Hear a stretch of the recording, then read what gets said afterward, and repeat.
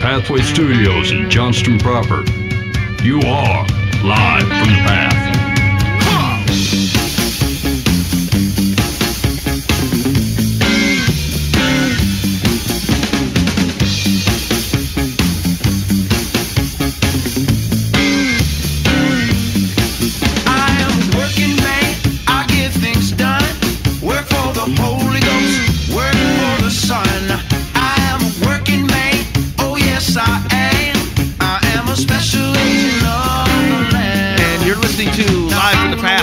From the Pathway Studios here in Johnston proper. You're like the human version of a trucker hat. What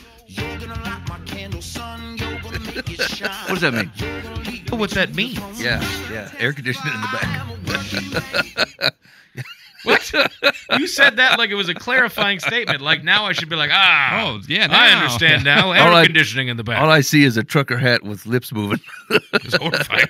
Sounds like a terrible dream. Tim's oil beacon. Okay, you're listening live from the path. Here's what going on the show this evening. So I have this struck me a couple weeks ago, and I may have shared this with one of you guys, maybe more. I don't remember, but like I have it's a confession really, but it occurred to me. Well, I want to talk about it. So I have a confession to make.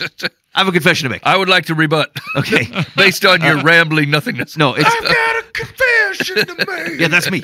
Okay, so and it was I feel like I often don't appreciate the good news in its fullest.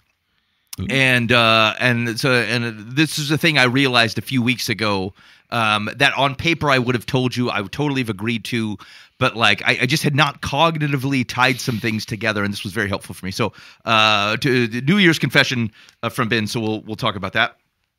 Okay. I had a question. This is the opening gambit that we had just before the show.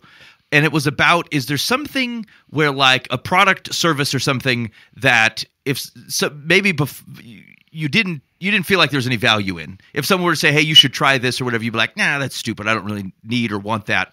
And then you tried it and you're like, I'm never going back. Or I cannot believe I had no idea that this was so useful or good or awesome or whatever. Buva's was a toothpaste dispenser. It's a toothpaste dispenser. It's a thing that you open up your toothpaste one, you put it in, and then it's got a little thing that you push your toothbrush head onto, and then it puts out the toothpaste, and you don't have to do anything else. It's friggin' great. At first, I thought it was really stupid, because I'm just like, I never want to be in a place where I'm so lazy where I go, I got to brush my teeth twice a day, but I really hate unscrewing that cap. Right. But then when I got it, I'm like, holy crap, this is fantastic. I love it. You're never going back. I love that thing. Okay. You never see yourself living without an automatic toothpaste It's so friggin' easy. It was cheap. I could put it anywhere. It's great. Okay. All right. Dan, did you think of one? Man, I just kept thinking about it, and I tend to be kind of an early adapter, or is that the word? Early adopter. Adopter. There we go. I knew it sounded funny. It's words. They have trouble with those things. But so I generally jump on things and have, but then unless they're too expensive. So I struggled. But here's the latest thing. Probably would be just the whole streaming world for TV. Yeah, like I finally got rid of satellite. And I really waited, partly because I'm lazy, because I hate to call some corporate person and fight with them about why I don't want their service, and they'll try to beg me, but I did it anyway, and I already had replaced them. And I kind of enjoy the streaming thing. It's like a lot cheaper, and I don't watch that much TV, so why am I spending money? And it's good. It's clear. Dan, I'm not going to call you out here. Okay. But are you saying to me that in 2024 you started taking in streaming services and you're an early adopter of them? Well, in that case, I've been doing like Netflix and all this stuff for a long time, for years. Okay. Yeah. I thought you were saying like I'm finally on the Peacock. I know nobody else is. I got myself a microwave oven. I'm an early adopter. I got rid of satellite in 2024. Sorry. Okay. I was just clarifying. Satellite plus, all the other things. Yeah, yep. And I thought I'm spending way too much money. Yeah. But I didn't want to give up like my base. Got it. Stuff. Okay. And then we went a few months. I'm like, I'm not even watching this stupid thing.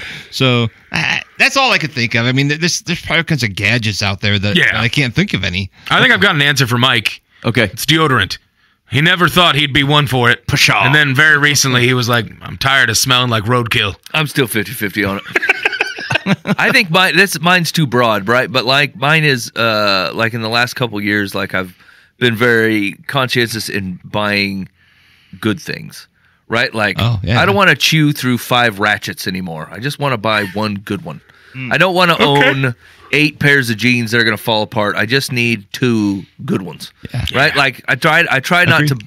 I don't know. And like it might just be by the time you turn 40 something, like we're not scraping the barrel. Like I probably could only afford when I was 25 to buy a cheap ratchet and break it. You know what I'm saying? And just have it last you as long as you could. But like I'm even buying the lifetime guarantee brake shoes now.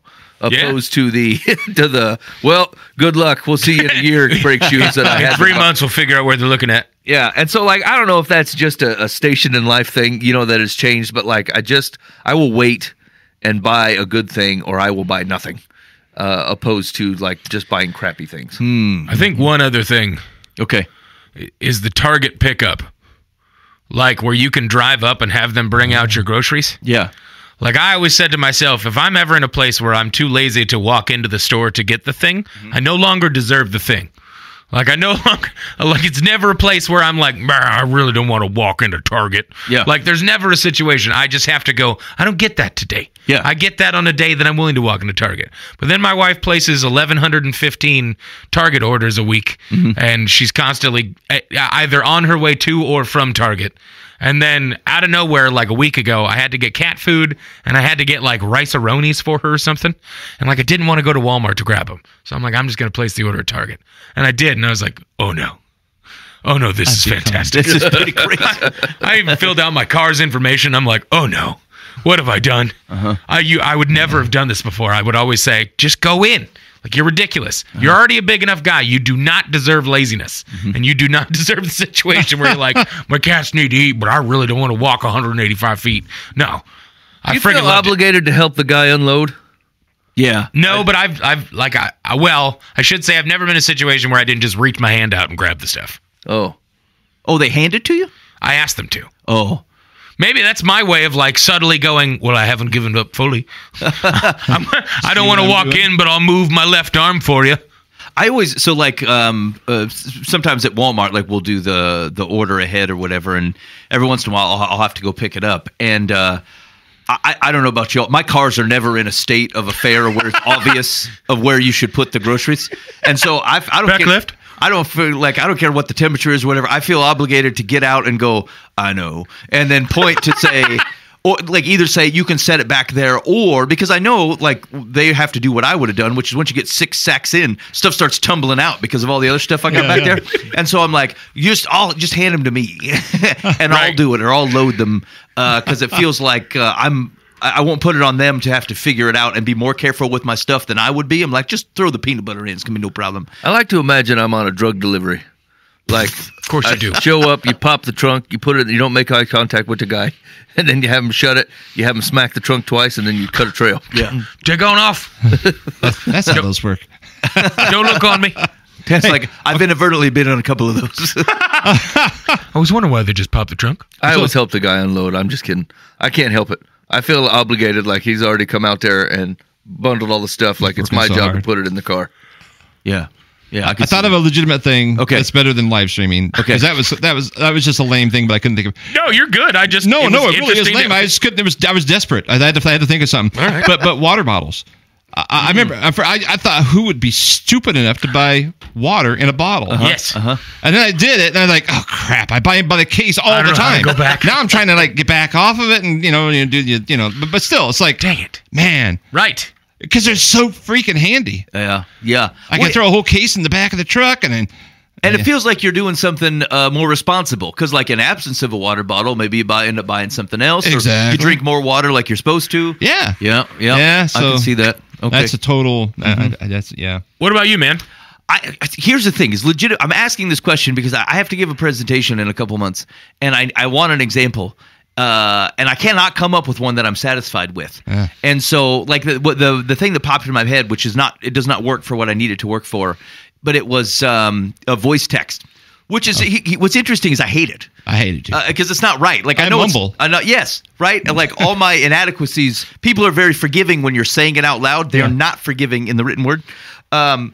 But and my wife had done it for the longest time, and I'm like, I hate this. I wish this would just stop. Like, I'd rather you have the 2 to 3 word answer. And then I tried doing it one time. I'm like, wow, this is. I use my voice for everything. I do Google searching, and I was taking some notes for something on the way here, and I just open up the old record, and I'm just talking away in the truck, and I'm like, I really hate myself for what I've become, but this is really great. I would. In fact, I found myself. I don't know if this has happened to you, but I will call. I left a voicemail for a guy the other day, and I kept saying "period," like, "Hey man, just giving you a call back." Period. My My God, wife's done that that at is work. hysterical. Yeah. I do it all the time. Oh gosh, I would It's love to bad. get that voicemail. So anyway, but it doesn't fit what I want. So let me open it up to you guys. There for the new year. What is something where you just didn't know? It didn't sound. It sounded dumb, or you had no. It doesn't even have to be dumb. Because the other thing I was thinking of is that, like, have you ever seen somebody do something and you're like, wow, I had no idea that thing could be solved that way, or this was a way to go do that. I've been struggling to figure this out or accomplish it forever, and then you saw a guy do it and you thought, wow, that's smart as heck. And it changed, and you'll never go back. You'll never do it a different way because you saw a guy do it. Like the digital book.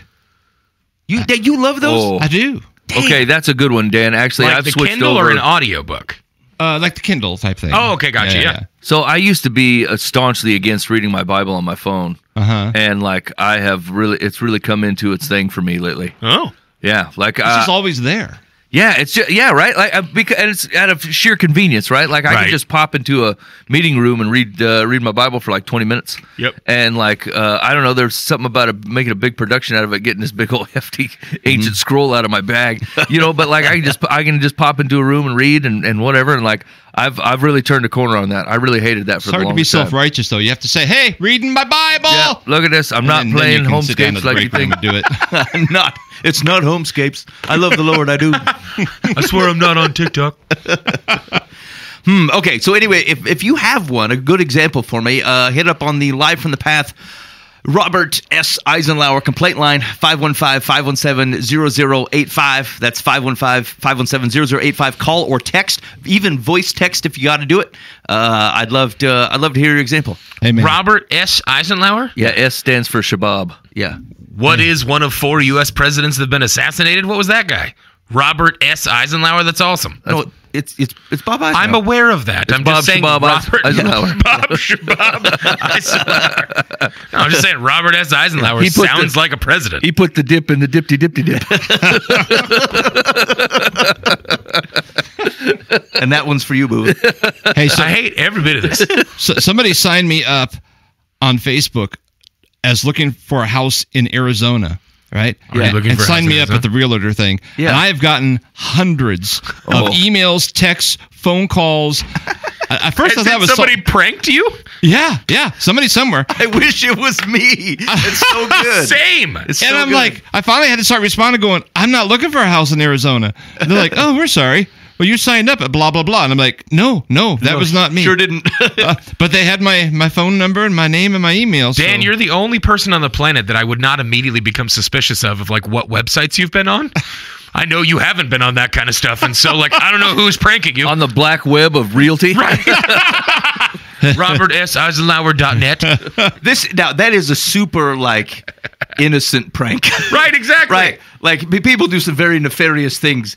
Dan, have you thought through like there might be a friend where you're like, Old Randy always signing me up for like Arizona Realty. yeah. I mean, I've been suspicious a little bit, but not. Do you have any arch enemies? I'm only one who could listen to the show once in a while, so I won't say the name to Okay. give them joy. But We're on to you. I blocked know who them you everywhere are. else, though. We know who you are. So I did this to myself once. Like there was a friend of mine was selling his house. He was moving back to Iowa, and he was selling his house in South Carolina. And so he's like, oh, look, you should look at it on the web. And I'm like, hey, man, you want to see how fast your realtor responds? I'll tell him I'm interested and I need financing options. And he goes, yeah, that would be great. Oh, my gosh. And so I did it, and it was an onslaught. Yeah, I mean, I it was bet. 2 minutes later. All of a sudden, like, this is We heard you're looking for a house. Veterans Home Mortgage Association. Really We love got to the earn best your rates business. for you. I'm like, you don't have the best rates. Hey man, speaking of pranks, Yeah. that are supposed to be innocent, that are hysterical. Friend of mine had some money owed to him recently. It was a very small amount. It's like $40. Yeah. The person paid him back in dollar bills, which automatically is funny to me, admittedly.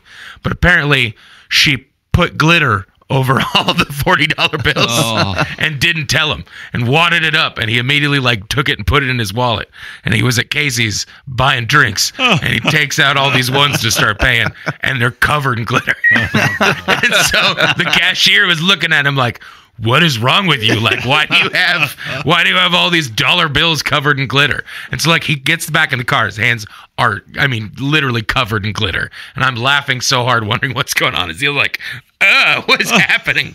Told me that story. I'm like, that's actually a pretty funny thing to do. Like, I might do that to somebody someday. What are you, $10? Okay, here you go. Here's $10. Why is it dollar bills? Just deal with it. Is the intent to make it seem like he works at a naughty dance shop? I think so. I think the thought is like, there's a certain type of dance that people would do to get 40 glittery dollar bills. Oh, no. And it's the cha-cha slide. Yeah, right. Yes, Okay. exactly. Yeah, in this scenario, he's the dancer, not someone who had exchanged money for the dance. Yeah, okay. Again, we're talking the cha-cha slide. Yeah, okay. All right. 515-517-0085. Robert S. Eisenhower. I'd be totally curious of what is your, I'm never going back. I was hoping for an example of like, I couldn't land on one, but it had to do with like car work, like things that I struggle with where like I try to go do something. I feel like I'm wailing away on something for 3 hours. And then you see someone who's been around and then they just wheel right in and they do something. You're like, oh, totally. That's how I would do it. Like, I can't believe I struggled so long. But here's what I find is it tends to be I was doing the right thing. I was just doing it like a ninny. I was afraid of breaking something, snapping something off, and then some other guy comes in there with like TNT and elbow, and they're like, "That's how you do it." Yeah. I didn't realize you was being a sissy in here for 3 hours. That's the carburetor. Okay, I'm going to give you a tip right now. Okay. This is how you end up going through 5 cheap ratchets and then buying one good ratchet. Is you go to take something off and it won't move, so you take your top of your jack handle off and put it on the ratchet as an extendo bar. yeah. That'll give you the torque you need, but it'll break. It'll break a $25 ratchet every time. Actually, I had that exact thing happen. I was trying to get some exhaust off a car this last year, and I did. I took the jack handle, put it on there, so I had some extra leverage, and I probably only had 2 inches worth of clearance, but like you could really wheel it down there. And Get some torque in it. The bolt came off, but it did snap the ratchet. I almost always take off the jack handle. Now I don't even fool around with it. If I feel like it's going to be stubborn, I just take the jack handle off. There was one moment in my life when I realized that there's a level of luxury that you're given if you have enough cash to just bypass having to do stupid stuff. And it was when I was replacing brakes on my F-250. And I was at your place, actually. And I think me and your brother had like 9 C-clamps on the calipers trying to get them to depress to be able to put the brake pads back on. And like after 3 days, you said, "Stop it. Just buy new calipers." And like, I mean, I kid you not, we were out there for days trying to get these things depressed. It's like, just it's stupid. Just go buy a new set of calipers. You're dumb. It was like $110. And the labor that we had spent, just like literally, I mean, I'm on my hands and knees trying to get these frickin' C-clamps to depress these calipers. Yeah. So stupid. I was like, you know what? Okay, fine. Let's go buy them. I had something like that. Okay, this is not near the elbow grease of a story, but this week, or this past week, someone had they had like a PDF file and they needed some updates or something made to it.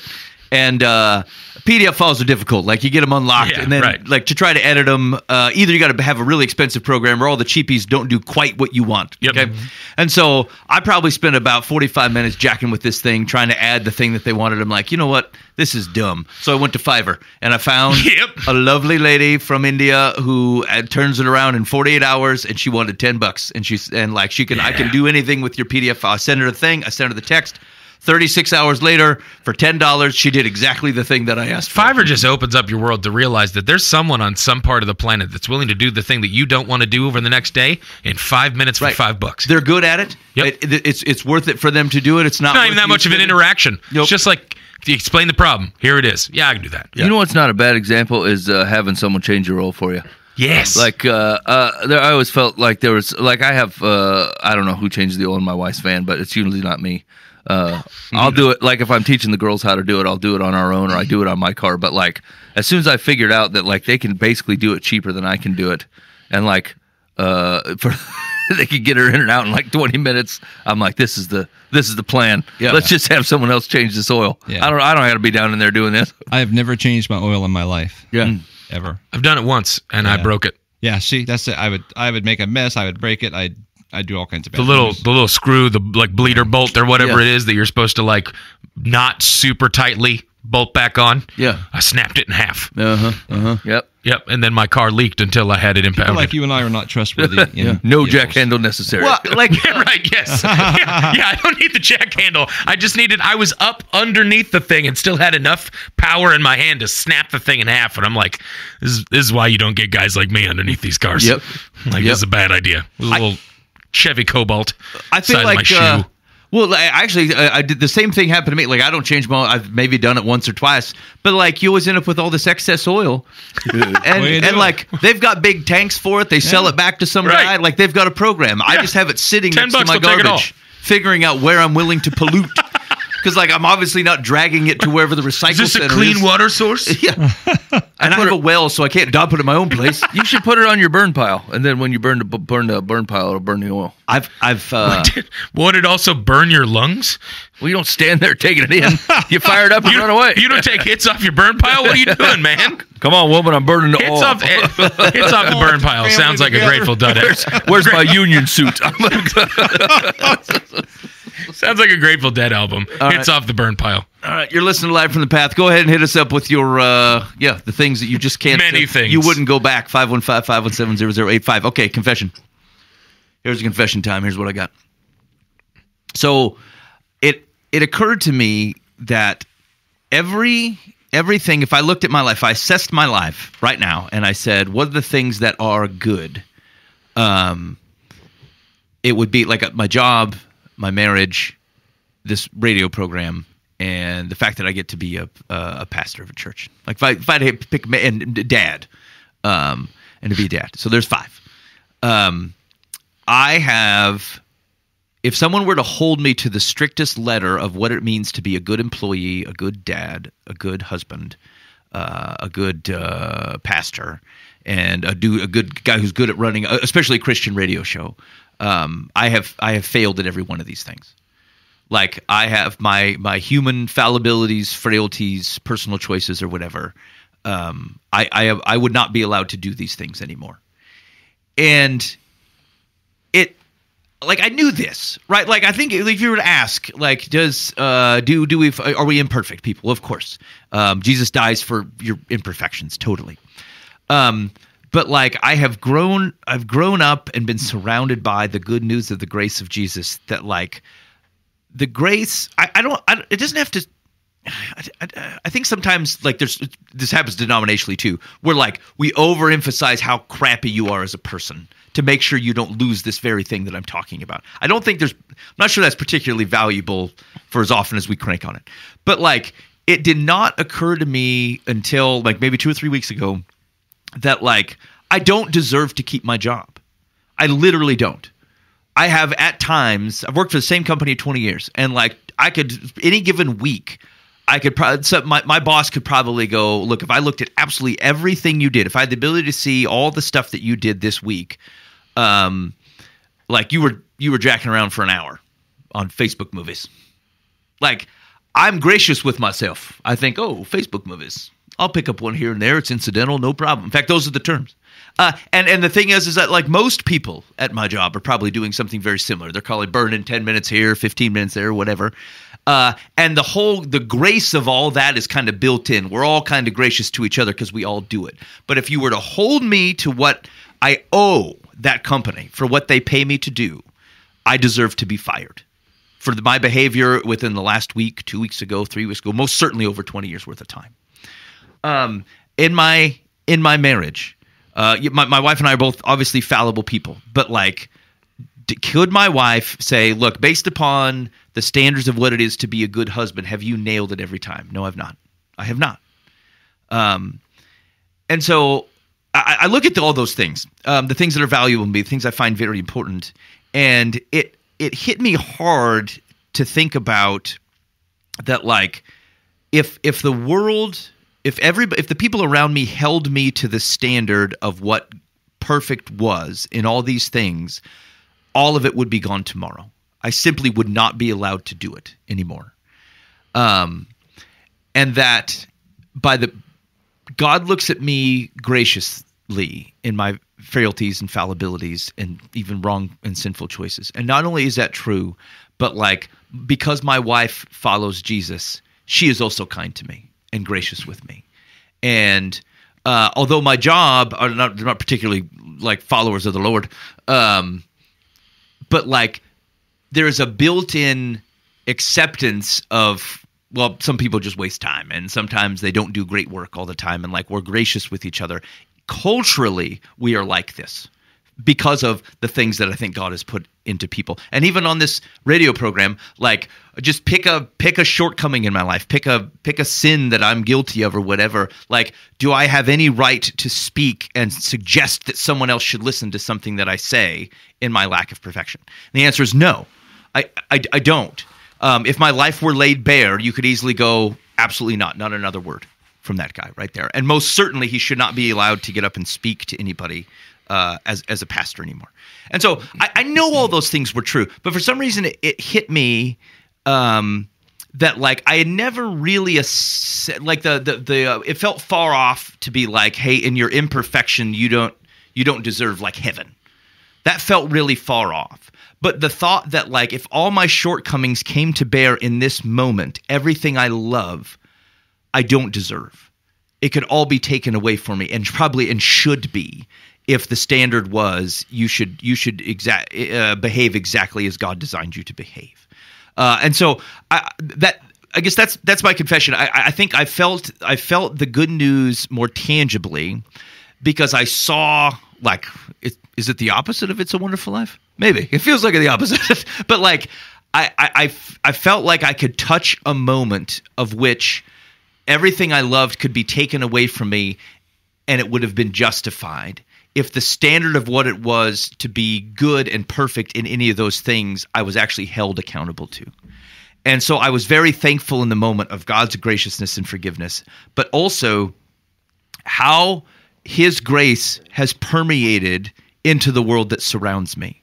The fellas in this room are gracious to me. They're kind to me in my shortcomings, right? Not only like remember we talked about the 5 on the show. I look back and some things that I've regret. Sometimes I use words that I shouldn't, right? And I'm very kind to myself about it because I'm like, well, I understand who I am. I have shortcomings and fallibilities. But like, if we were to say, here are the standards of it is to be a host of a Christian radio show, like in the presence of, I don't know, all kinds of things that I've said, we could reasonably go, nope, you don't get to do that anymore. And so like God is gracious with his people. He is gracious with people who have some sort of influence over others. And anyway, I just had what felt like a very profound thankfulness because the good news felt very tangible to me. Like I felt like I could see it and touch it in such a way that didn't have the effect of going, dude, you really, really, really suck. Even though parts of that are probably true. It did remind me that God is really, really, really good. And he's really patient and kind. And he has created and influenced people so that I am married to a very patient and kind woman because God is very patient and kind to her. And I'm very patient and kind to my friends and family because that's what God has done for me. And it creates a world of which it's the right way to look about it in our frailties. But I felt like I probably would say that I haven't felt such a tangible view of recognizing what the mercy of God actually looks like until I had to render it like everything that I cared about in this life in the next second could be gone based upon my own willful, purposeful behavior.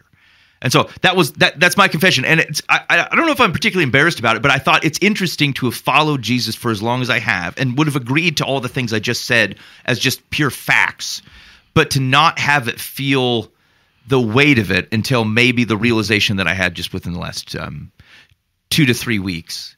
I think those are powerful and healthy moments for a person, really, honestly. Yeah. I've had those before where I'll just sit there and just in the quiet, I'll go into a worship space with all the lights off and just sit there and just think like, what the heck? Right.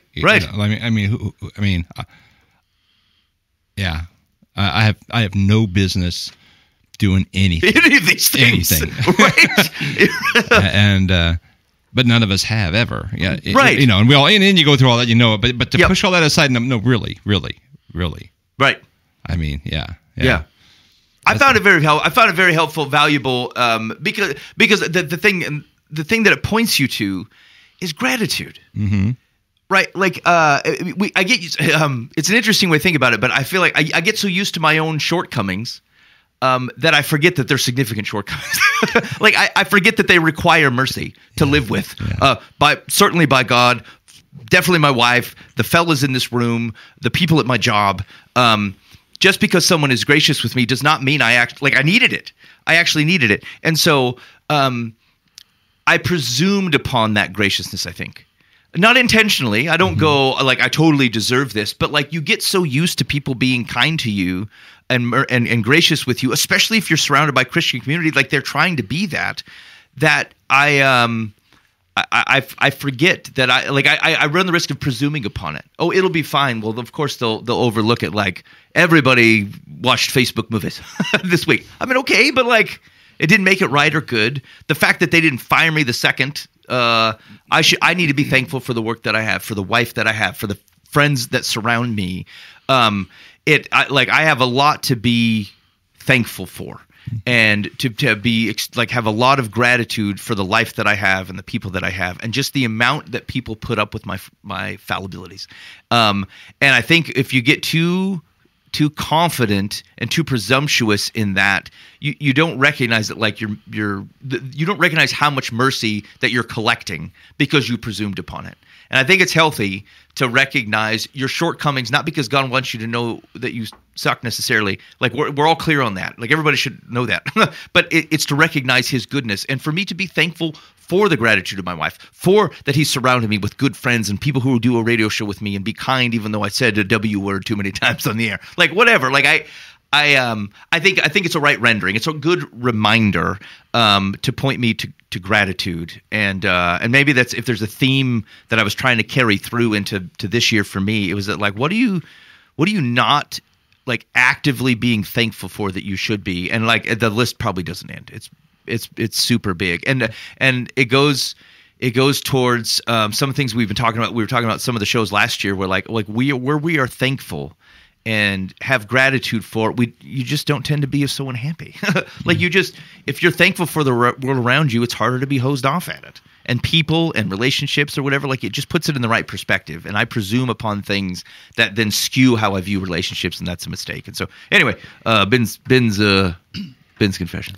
I think that's like, it's a hard perspective to grasp, right? Because we vacillate between I didn't do the things I did, or the things that have been done to me aren't really that big of a deal, or we vacillate to I'm the worst ever. Yeah. And like it's very hard to get that perspective in the middle. And some of that is the Holy Spirit, and like some of that is you positioning yourself to be in line with the way God wants to look at it, right? And so like some of it is I found it like actually pretty helpful here recently. Like I hate devotionals, and I started doing this devotional, and like I get irritated because they get repetitive. Yeah. Right. But they're repetitive in like a really good thing that like you recount, like your day from the start to the end, and like, God, can you just show me where I've fallen short and what I've done either by accident or willfully or whatever, like, which can you show me where my sin is, right? And like, if you have to walk through and recount this, you're like, yeah, okay, yeah. And like, you're taking it in at its full weight and measure.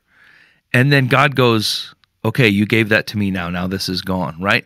So that really helps processing it, right? Where you're like, you're not ignoring it or acting like it didn't happen or minimizing it and being like, wasn't that big of a deal. God's like, I want you to let me shine light on everything that is going on in your life. Mm-hmm. And then I want you to watch me take it out of the room and then leave nothing but a room full of light. That's what I want. Because without that, right? Like you do one of two things. You either hold it in your room and think I'm just the worst ever, or you act like it wasn't that big of a deal. And like, you can't have gratitude for the weight that God has lifted off of you unless you recognize that it was a weight. Yeah. That it was actually there.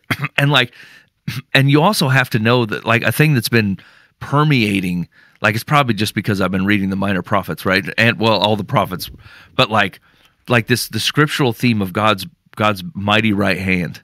Like when he says, it kills me, right? Like if you ever read the prophets straight through, it's nothing but God being like, here's the things that's going to happen. Like, I am justice, and I'm done with this. I'm done with you guys mischaracterizing me. I'm done with you guys sinning and taking my name in vain and then crying to me and acting like, oh, Lord, where you didn't show up. And then he always comes and he says the worst things, right? Like, I will set all of your fields on fire. No one will live here. I will sell you. You know what I'm saying? Like, and you're like, wow. And then he goes, but if you will just turn to me, then I will put you down beside still waters. You will rest under the shadow of my wings. I will make mountains low. And like he says, like, and it's always the same thing. It's like, here's all the things that you did, and here's all the things they deserve. But if you would just turn to me, and like it keeps, it's similar to what Ben has said. Like it's kept me from trying to humanly scheme to fix problems. Right? Like he just says, if you will turn to me. That's all he's ever asked. It's all Jesus asked. Even when Jesus has that conversation with Nicodemus and he's trying to explain spirit and water, right? Like he's like, this is not a kingdom based on where you're at or what you do. This is a kingdom that exists in spirit between a spiritual thing, right? If you will just turn to me and let me do the God things, and I'm going to show you that I am faithful to do those things. Mm-hmm. And like, it seems so difficult because like because it wears you down after a while. You become apathetic to it. You're like, God, I've been turning these things over to you. But it feels at this point that there needs to be some human things done. So here's the things I was thinking, and like God inevitably will answer, those who are faithful to me will receive this. This is what it looks like, right? Yeah. And like, if you look back on your life, I can look back on my own life and go, have I ever actually been that faithful? To think that like he really needs to be involved in this, and I am not going to try to race him to the conclusion. I'm not going to try to beat him there. I'm not going to try to come up with my own scheme. I'm going to ask him, because he says this in Isaiah, right? Like, I will guide you. If you trust in me, I will guide you to the left and guide you to the right. So you're still doing things, but you're asking him the things to do, because he's the one that owns the mighty right hand. You own the nothing. You know what I'm saying? And so like, once again, you get into this place of complete gratitude where you're like, what do people do without you? Like, what do people do without God? I'm sure they would turn around and look at us and go, look, you're using this as a big crutch. I'm like, yeah, but it's a crutch that just meters out justice and loves unconditionally and like does all, like, you can call it a crutch if you want to, but you've put a crutch costume on the creator of the universe, who is faithful with a mighty right hand, that when he says if he's going to lay a mountain low, he will do it. Mm-hmm. And he follows it up and says, I will do it. And these are the things, And so like, I don't know. And like, it's an extremely gracious gift that God would give you, right? To allow you to see those things in that perspective, and to remind you that like, you still have, like, God's work gets done by God's people, but you've got to allow him to do the left and to the right, and like literally lean on him to be faithful in the things that he promises to be faithful on. And then when he does it, like, you are just overwhelming with gratitude. You're like, all the promises that you made are definitely true. And like, it's just a stepping stone to becoming more and more faithful, because he is always faithful. Yeah. Yep. All right. Hey, you're listening to Live from the Path. Thanks for hanging out with us so far this evening. I think we're gonna start your year off right, where you're like, I know I heard from some of you guys on the chat. You're like, my New Year's resolution is to not spend more than an hour listening to Live from the Path. I think that's appropriate.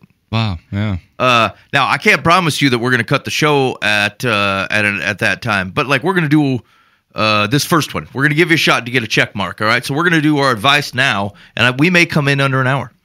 We're going to see what happens. So here we go. Dear Live from the Path, my grandmother and I have lived together for the past 22 years. She raised me from the age of 3. We used to be best friends. However, over the last few years, things have changed. We don't agree on a lot, and we have very different opinions on almost everything. We argue and fight with name-calling, threats, and a lot of disrespect. I have suggested we go to counseling a couple of times, but she's never shown any interest. I know I have an anger problem, which I take full responsibility for. I also know the best thing to do in these situations is probably to turn around and walk away, but sometimes she pushes my buttons and I can't help but fight back. I understand this is a problem that needs to be fixed, and I want to, but I don't know how to start. I know you've written a booklet about anger. What can I do? What can I do short of moving out? Yeah, it sounds like it's time to move out. Yeah. So she's like, or I'm assuming it's a female. I don't know. It didn't say. They're 26. 25, yeah, maybe. Somewhere in there, yeah. Yep. And living with grandma, which is great, but it's time to fly. It's time to spread those wings. Get out of that nest. Yeah, you didn't really say what you and your grandma are disagreeing on. Yeah, that's what I was going to ask. Just everything. I mean, if it's like they irritate each other. It's what show to watch in the afternoons. I mean, there's certain things that you can disagree on, and there's certain things that like how the house runs or the way that the day-to-day goes down. Like if it's nothing but picking and fighting about all that stuff, then it's definitely time for you to go. Well, they're both trying to be adults, and guess what? There's only room for one. Yeah. I don't. In fact, I don't know why. It'd be interesting to see why you don't want to move out. Yeah. Right? Like, is she dependent on you in some way? Like, if you're there because your grandma needs you to be there or something, that's a little different. But I'm guessing just by the context that it's probably the other way around, that you're still there and you should probably be getting out. Even at this age, yeah, if there is like a physical reason for them to be together because of a need, well, you need some boundaries then and separate lives. You know, you're an adult. You're both adults. You both should be doing adult things with different people. Yeah. And enjoy each other as family. But there either needs to be a separation or at least boundaries. Yeah. Okay. Yeah. I guess I don't understand. This seems not to be about your grandmother at all. Yeah. Like this is like if you go, hey, I know I have anger problems, and there's an old lady that's pushing my buttons, like this is you, and so either you got to whatever since you weren't specific about what it is that's making you angry or making her, whatever this woman's doing to cause you. I'm guessing because you're it's dumb. Like you shouldn't be getting angry about it. Otherwise, people tend to defend themselves with specifics when they know that someone's wrong, and so I think you're glossing over it because you know you're in the wrong. And so really, I think you're just going, "Hey, how do I control my anger? I'm an angry person." And it doesn't sound like they're angry with everyone, though. I think they're just it's they're just at the that point of the relationship. I mean, some of this stuff gets hard, right? Like, and like she's essentially functioning as your parent, right? You know, and like as you grow up, like. This is kind of difficult because you're especially at 25, like you're at an age where you should be maturing enough to know that like if it makes grandma uncomfortable that you come home at 1 a.m, right? Like, and you believe that it's fine that you come home at 1 a.m, you should move out and then come home at 1 a.m, right? You shouldn't be mad at grandma that she finds that distasteful, right? Like she's an old lady. She don't want to be hearing the door open and close at 1 a.m, you know? And so like if it's stuff like that, yeah, it's just time to part ways. You know, you come over and help her all you want, have dinner with her and all that stuff, and all that can still be good. But like, probably healthier relationship then. Yeah. Now, if you're like busting in the door and being like, you know, what do you think of abortion or something, and like you're just like flying, like picking hot button issues and fighting with your grandma, right? Then you also have a problem. Like you should move out and appreciate that your grandma has raised you from the age of 3. And like all these things seem ungenerous on your part, I guess is what I'm getting after. By the time you're 25, right, you should be getting over the hump. We've extended adolescence way too late into almost 30s nowadays, right? Like we expect more maturity out of a 15-year-old 100 years ago than we're expecting out of you. And so like you should be adding to grandma, not taking away from her. And if it's her house and it's running under her responsibility, her steam, her money, then I don't know, man. You don't have a whole lot of legs to stand on here. Yeah, agreed. Okay, Secular's advice. Secular says, by admitting you have an anger problem, you've already taken a significant first step in dealing with it. I don't think that's true. You and your grandmother aren't the only people experiencing heightened emotions these days. We live in increasingly stressful times that have affected most of us in one way or another. It's general. Because you are now an adult, the nature of your relationship with your grandmother may have changed. As adults, you are entitled to your own opinions. However, reasonable adults don't try to inflict their opinions on the people they love. Recognizing what causes these flare-ups can help you avoid taking anger out on each other. It takes self-control and maturity to react calmly instead of exploding, saying, we both feel strongly about this. Can we discuss this at another time? And then going for a walk can help maintain a calmer perspective. My anger booklet contains many suggestions for managing and expressing anger appropriately in various situations. You can send check or money order for $8, and people will give it to you. Weird. You know, I fully agree that there are some things that, like, admitting it is a large portion of the battle. Anger, I don't feel is one of those. Yeah, or porn addiction. Right. You know what I'm saying? Like there's some things that's like, like it's not even that big of a deal to admit. But like, what? I've never heard that applied to if you're an angry person. Admitting it is a big step and is like one of the larger things you have to do. I don't know. Do you find yourself angry all the time? Are you in denial about your anger at all the times that you're raising your voice, yelling at people and calling them names and nitpicking all these different things, and you just go, I think I might have an anger problem? Well, actually, I do think that it's both sides. To a certain extent, this is super obvious. People know that you're an angry person because you tell them, I'm very angry, right? Like, it's very obvious. Yeah. However, most people don't diagnose themselves as being an angry person. They say, these people make me angry. Like, they push it off and they blame the person that's doing it. So I think there is a realization that you would say, I am an angry person versus these people just are so dumb, they make me mad. My Do you think grandma anger wasn't is the here, big- I wouldn't be angry. Yes, right, right, exactly. I feel like anger isn't the thing you need to admit. I think you might be a little psychotic. I think a lot of it's. I think. Well, I think, Like there's something much deeper that you need to admit than just, I guess I'm an angry person then. I think it's very. It's a very. Everyone's an idiot. It's a very human thing to go. You people make me act this way, regardless of what it is. Okay. It's a it's a defense. There's a defense mechanism in there to go. Look, if I were to take a responsibility for all these things, I would look like a real loser. And so as I look out, I go, if I wouldn't cheat on you if you did this. I wouldn't be so mad and angry. I wouldn't have to go to the bar and drink it away. That's what I'm if saying. you didn't blah blah blah. I think the deeper thing you need to admit is you're a loser. that's now. Yeah. I mean, Interestingly, I decided to check something, and we may do this randomly because I'm Most interested Mike in thing it. I've ever said, by the way. So it is Dear Life from the Path versus secular versus AI. So I took the same question, Okay. and we asked Google Bard. Okay. So the Google's whatever ChatGPT equivalent, and I basically copy and pasted the Dear Life from the Path question. Here was AI's response, and I like this particular exercise.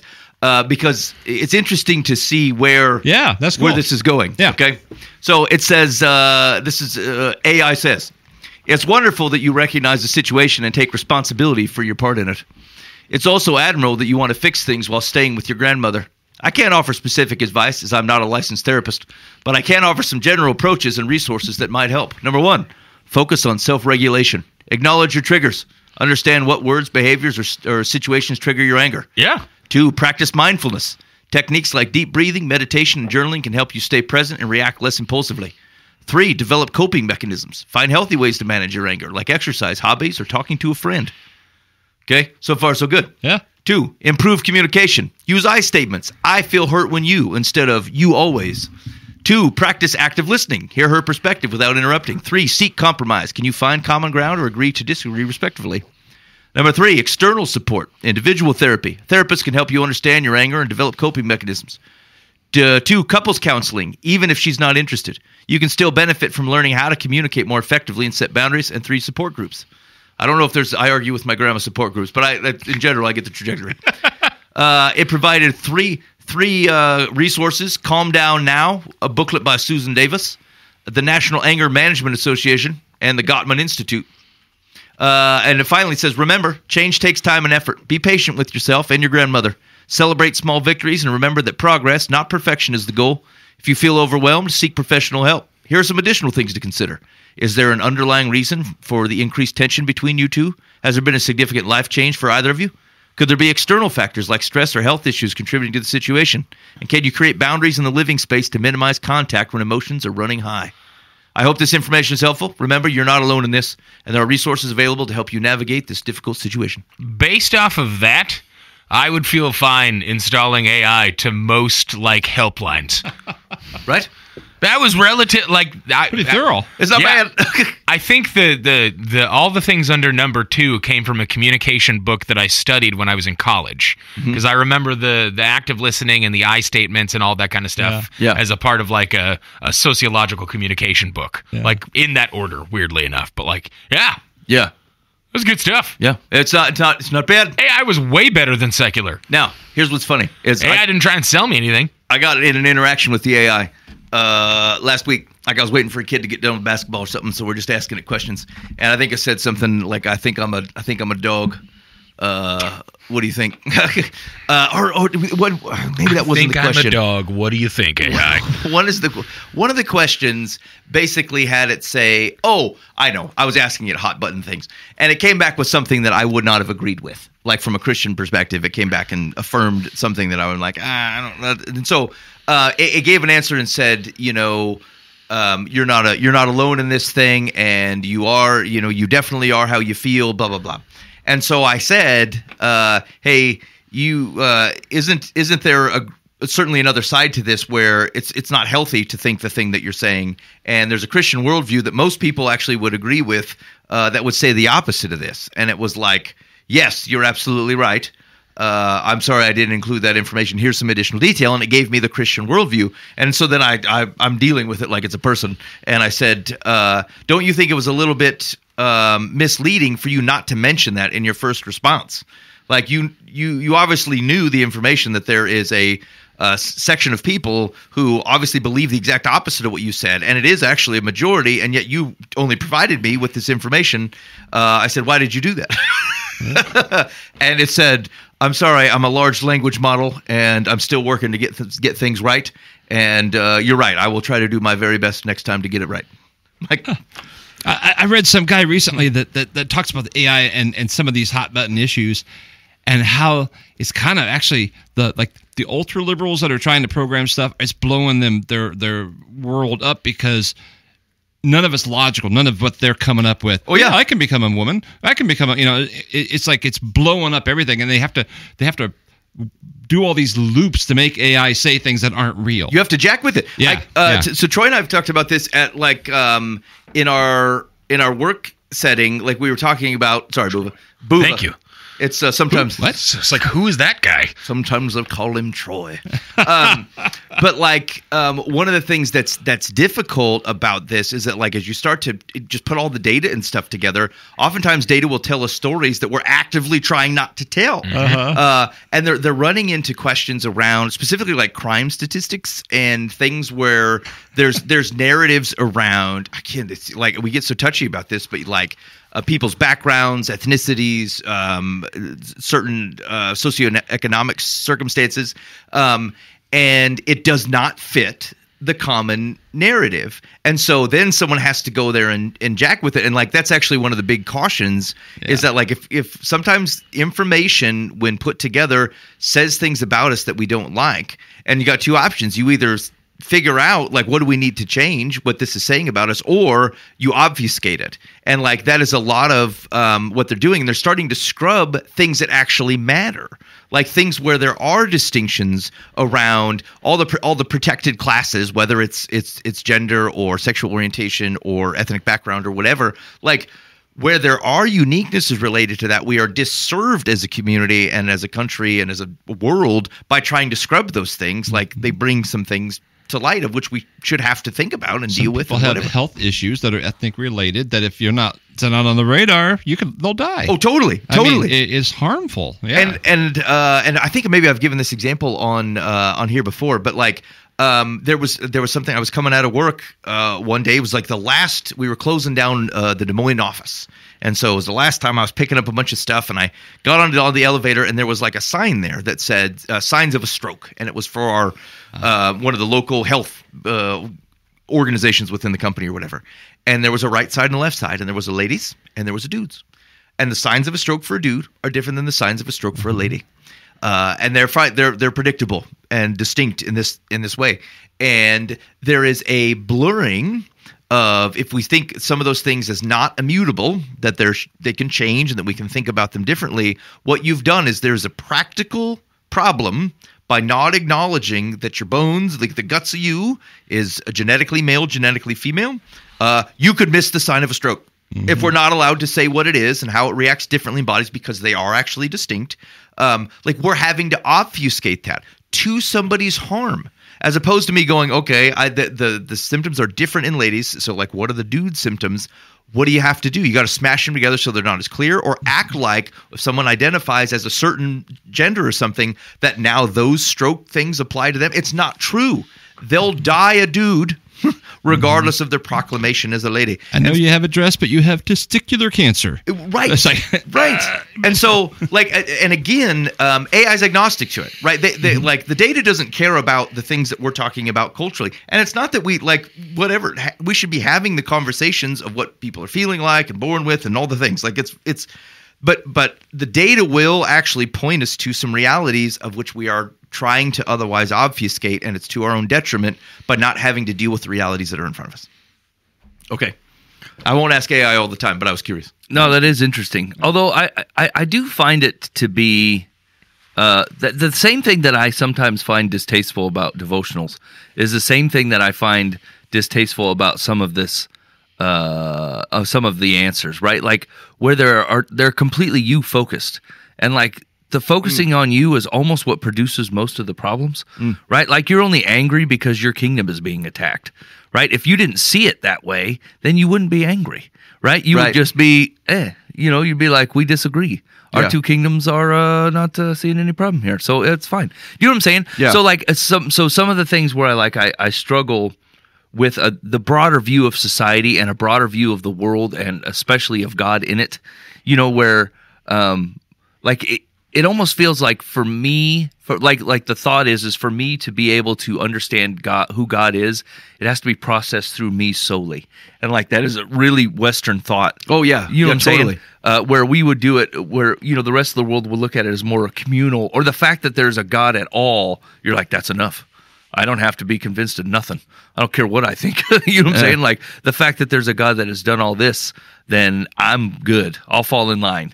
And like we just, I don't know, like we're almost pointed this way. Like everything has to be like, prove it to me, show me, do this to me, make it okay with me, get me straightened out. And then I can understand how this might apply. Like even Jesus's death on a cross, we've personalized it so deep.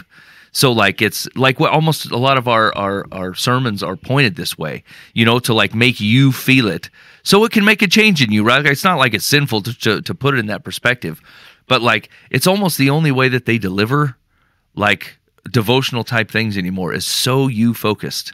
And like if there's one thing that has really curbed my joy in life, it's when I get focused on me. You know what I'm saying? Like, and so this is where God's faithfulness comes into like a great epiphany, right? Is because let's say that I'm praying for all the people and I'm serving and I'm trying to do the best I can, and like if you start feeling it focused on you, you can just focus on Him. You know what I'm saying? Like His goodness, His faithfulness, because those are all the things that are going to permeate into a world that actually do anything, And so like, anyway, like I just noticed that like even with the therapy advice, like none of it was, you need to be more gracious with your grandma who raised you, friend. Right. You know what I'm saying? It's right. like, well, you could do all these steps. You do some calming exercises. You figure out how to get your anger control. You're doing really good in admitting that you have a problem. Like all these things are true. Like they're good, right? But they're like a stepping stone to you stop thinking about you so much. Mm-hmm. They're like a stepping stone for you, like living a sacrificial servant life that actually brings joy to you, which I'm sure AI would not want to speak to. But like, do you know how many industries we have that are like solely supported because it has to be through me. Yeah. Like all truth comes through me. Otherwise it's not truth. You know what's interesting, and like a way of which we can try to reorient at least the too narrow view of ourselves all the time is like you use the language of the Lord's Prayer to do it. Like it's not give me this day my daily bread. It's not forgive me of my trespass. Like it's a communal prayer. Like this is it's intentionally built to be not just solely focused on you. It's like you're bringing everybody in. Like I'm praying that everybody has a daily bread. I'm praying for forgive us of our trespasses as we forgive those who have trespassed against us. Like it's a communal prayer that is difficult in that like we are often think of it like most of the time if you're just going to start praying, you're praying about you stuff. The very example that Jesus gave automatically assumed that you're praying for you and the group of people who are around you, whether it's your family, your friends, your church community. Like it's us. It's an us thing. As a matter of fact, when He's talking, there's probably you got 12 disciples plus probably a few hundred people hanging around, and like this is the way in which you're going to pray. And so like being reminded that even the thing where He said, look, if you're going to pray this, and you can pray this all the time. You're not the highlight of the show. So like have you ever prayed for your family like Job style? right? Be like, Lord, forgive them of their sins, the things that they have done. No, but I was struck. Well, yeah, I think I have, but no, not continuously. And I was struck. I read Job 2 days ago, the first 5 chapters of Job. And the thought, like, hey, I thought one of them may have inadvertently sinned. And so I went and did a sacrifice. And I thought, not as often as I should. Not the sacrifice part, but like just thinking about praying like so fully into my family or the people around me that seemed pretty normal. It's like, well, I better go. I'm going to do it. No problem. It's just like, it's very powerful. It's a very powerful consideration. So like I've stopped short of that because I'm like, it doesn't work like that, God. I can't do that. I can't pray for the forgiveness of sins of other people. You know what I'm saying? Yeah. But like once again, is that a deeply Western thing, right? Like, do Christians in other countries have no problem praying that way? I've prayed like that, like when my kids were young, that their passion for Christ would be higher than their passion for other things. Mm-hmm. So it's kind of a preliminary before they made right, before I need to make a sacrifice.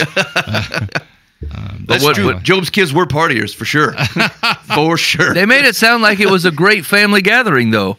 Like it was all done in good fun and all in the Lord's blessing. Yeah, but if you remember the language, it was like in case one of them like spurned God in their mind. Like it wasn't even like an outward thing where their kids are causing trouble. It's like maybe they just were thinking something wrong and they took it the wrong direction with God. And so I'm going to go do it. So like after the sacrificial system has passed and we're on the new covenant, right? Does it ring you funny to pray that way?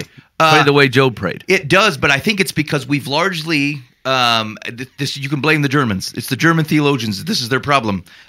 We've become transactional in our faith. It's why it's the root of a lot of our conversations around: did I pray the right thing? Did I do the baptism in the right way? Did I? We're worried about the technicalities of even the Jesus dying on a cross is a very transactional thing. Like one for one, his death, my sin, got it. And like, do I believe those things? Of course I do. But like we've got it like it's a transaction.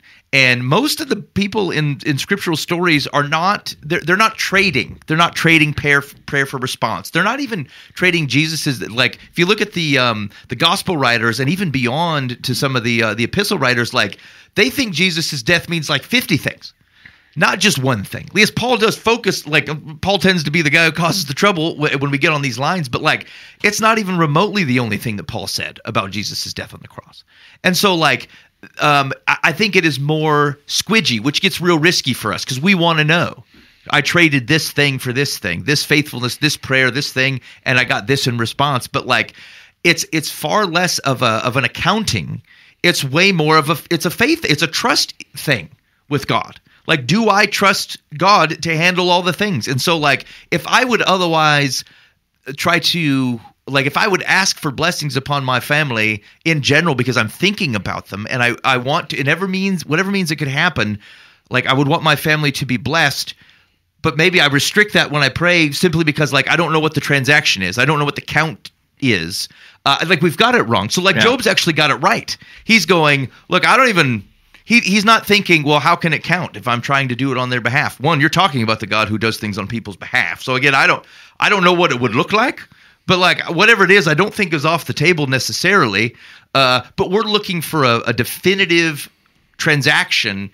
And I think we should be open to the possibilities that whatever that is, like God is a lot more, not necessarily, squidgy is not the word I want, but like, I don't know, different than whatever transaction we've boxed him in by. Yes. Because it's a bad theology I've just said because I don't know how to articulate it well. But like I don't think it's linear as the way we have it. No, because like I would think... Yes, I would think that God is always faithful to show up, but a human still needs to make a decision to follow him. And I think that's true, right? But like if you can look back through Scripture and look at like the destruction of Sodom and Gomorrah, like they drug them out, right? Lot was going to stay. You know what I'm saying? And the angel's like, you've got to leave. And they like physically drug the man out. And so like acting like God in people's defiance and sinful nature will not show up and drag them, right?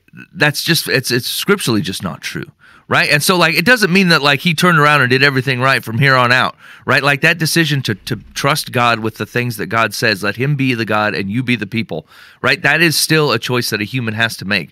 But like asking God to show up and intervene in like sin or sin that is being participated in, right? Like I think you're right. Like, I think we get way too caught up on the technicality part. I've like I said, I've prayed that Job prayer before, and I'm like, I can't do this. That's not how that works. But like, what my heart was asking is the exact same thing that Job's heart was asking for. Right. You know what I'm saying? And so like, if I can look back at a lot of the figurative language that God uses, like, I think groanings of my heart, he'll parse out. Right. So like, I think I said this a couple weeks ago, but like, I feel like God he's not the God of right words, you know, where like sometimes we put rote things that we need to say, or like you have to do it in this way. And we do get caught up in that, where like sometimes you're just like, blech, here is what God, will you cover the sins of all my family today? Will you cover them with your grace and mercy and your forgiveness? Will you do that? Even if they've inadvertently done it, even if they're rebelling against you, God, will you cover them today? And like, whatever I actually want God to do with that information, I have no idea. But that is what I actually want. And so like, there's zero reason not to say that. There's zero reason not to get caught up in it and act like, well, how would God want me to say this? Or what is the proper way to say this? Why don't you, I mean, this is the faithful and the relationship part, where you just tell him the thing that your heart wants, and he will do a good thing with it, because that's just what he does. Yeah, and I like that. Right, and I think we get cut to, I think to your extent, even if it's not language, it's like, well, how could it possibly work that way? They did not repent personally, or whatever. And again, I'm subscribing to all of traditional doctrines here. I'm just saying that like whatever it is feels like it's probably more expansive than what we understand. And like, I don't have to, there's all kinds of things where I'm like, I don't know how it works. Yeah. Right. And think of you know what occurred to me to fall into this bucket is when Paul talks about they're saved through childbirth. Like nobody get it. We can't answer this. We're like, we're like twisting and pulling and gummying it around trying to get it to fit into a box. And do I literally believe like all ladies are good and righteous with God because they gave birth to children? No. But like, it's the thing as we've been talking that I thought, whatever's going on right there, I feel like falls into whatever this bucket is. Yeah, yeah. And I'm comfortable with it. I prayed many times, you know, God, I theologically don't know this, if it works this way. Here's what I'm asking. I'm just going to put it in your hands. Yeah. You take care of it. This is just where my heart's at. Yes. And you do with it. Yes, because that's praying like David prays. Yeah. Right? If you lead David's prayers, you're like, God's not going to do any of this, David. Like the things that you're like, what are you asking here? He's not going to crush their teeth. I mean, seriously. You know, but like, but then God says, man after my own heart. And you're like, why? Like you can't be this honest with him, right? Like, because we're still treating him like a person. Right, like you have to navigate around, otherwise your relationship might sour. Yeah. Right, and God's like, there's no relationship souring here. There's nothing. Look at the things that you've done. I'm still here. Right, there's nothing you're going to do that's going to cause this relationship to sour. Will you just spit it out? Just say the thing, and like I'll parse it out, or I'll change your heart, so you're not like, if you're praying terrible prayers of things that are not in God's character, like. He will work that out with you, because he's a good God, right? Like, so he will work out with other people the things that you're praying for. He will work those things out within you, as long as you are trusting him to do it. You're surrendering him to do it. If you're doing that, then I would expect to be seeing God move in ways that you did not ever think were possible, because you're actually sitting there waiting for them to happen. You're like, God, I just vomited all this stuff all over you. Now I'm just going to wait and see what you do. And I'm going to be paying, and my life is going to be focused on paying attention to how you're answering these things, or how I'm seeing you move. And like, these are the things that, like, it does sound like it's once again you focused, but like, if you want a guy to believe a great story, right, about how Jesus interacted in life, that's why we love hearing testimonies and watching baptisms, and like, I love all these things. But like, when God does that in my own life, it's basically climbing a mountain that you can't ever unclimb, right? Like, you get to a plateau where you rest and go, like you set up a mind Ebenezer and go, on this day, this was true. And I know this was true. And I will never live as if it wasn't. Yeah. Right? And so like, but you honestly, you have to be looking for those things. Like you have to be all in. You have to be surrendered to it. It's a kingdom of spirit. And so like, you have to be in the spirit to watch, to be able to discern the things that God is moving and doing and speaking into. And like, I don't know, man.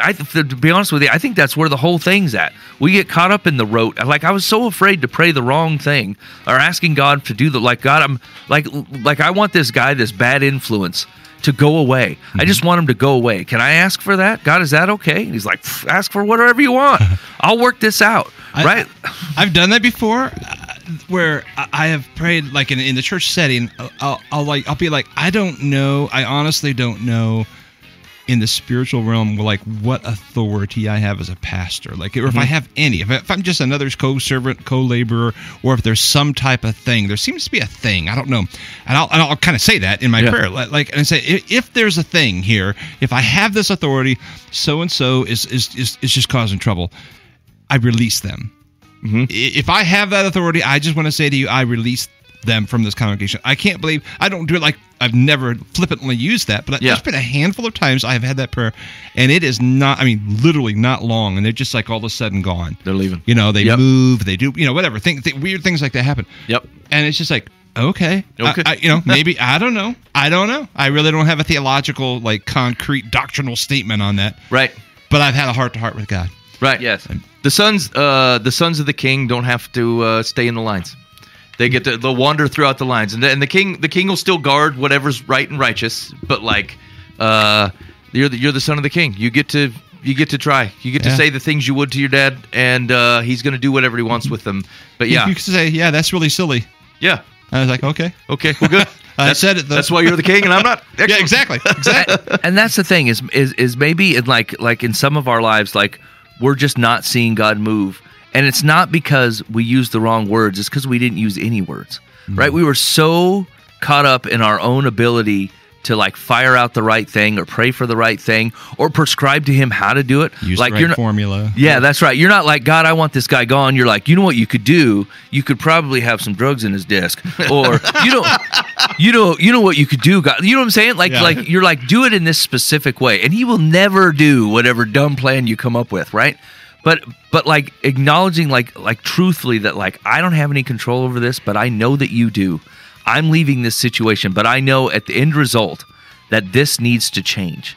And like trusting that you can put that in his mighty right hand and let him do that without scheming, without coming up with like a deacon's meeting to try to boot the guy, or, you know what I'm saying? Like, because you always want to add, like, I will help God's path along by scheming this thing. And like, it's just not what he's asking for. Yeah. And then you feel like you're not going to require me to do anything. Like, you're going to do all of this, and it's just him breaking down barriers in your surrender to what he's trying to do.